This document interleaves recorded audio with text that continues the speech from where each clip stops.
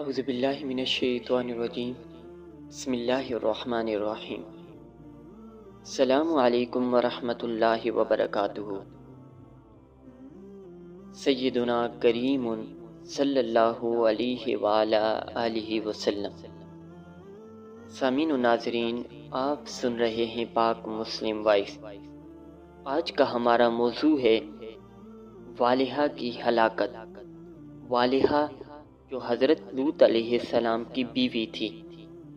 اگر آپ ہمارے چینل پر نئے ہیں تو مزید اسلامی واقعات سننے کے لیے ہمارے چینل کو سبسکرائب کر لیں۔ کہتے ہیں کہ حضرت لوط علیہ السلام کی بیوی بھی ان کے ساتھ تھی۔ دوسرا قول یہ ہے کہ وہ اپنے میاں اور بیٹوں کے ساتھ دوسری بستی میں چلی گئی تھی، جبکہ حکم ہوا تھا کہ پیچھے مڑ کر نہیں دیکھنا اور خدا کے عذاب پر کوئی توجہ نہیں دینی۔ مگر حضرت لوط علیہ السلام کی بیوی والہا نے چنگاڑ کی آواز سنی تو پیچھے مڑ کر دیکھنے لگی اور خدا کے حکم کے خلاف گئی اور دیکھ کر حسب معمول کہنے لگی، ہائے میری قوم، ہائے میری قوم۔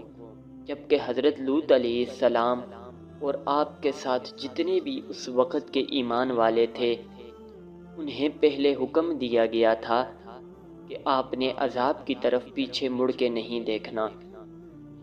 حضرت لوط علیہ السلام کی بیوی والہا جو اس وقت اپنی قوم کے ساتھ تھی اور اپنی قوم کے خدا کی ہی عبادت کرتی تھی اور حضرت لوط علیہ السلام کا حکم نہیں مانتی تھی، بس وہ کہنے لگی، ہائے میری قوم۔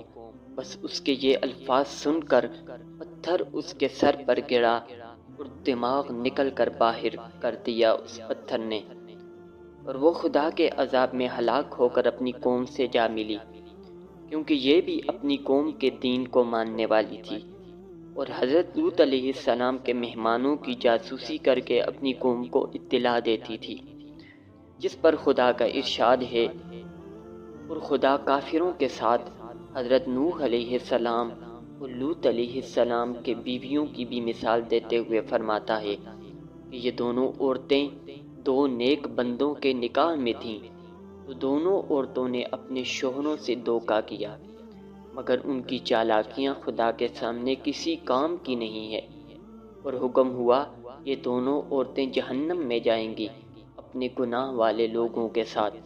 مطلب یہ کہ والہا اور دوسری جو حضرت نوح علیہ السلام کی بیوی تھی، اپنے شوہروں کے دین سے غداری کرتی تھی اور ان کا حکم بالکل نہیں مانتی تھی، مگر اس کا مطلب یہ ہرگز نہیں کہ یہ دونوں عورتیں بھی بد کردار تھیں۔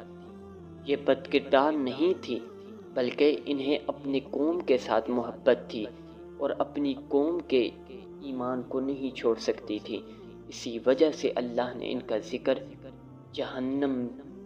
جہنمی لوگوں کے ساتھ کیا۔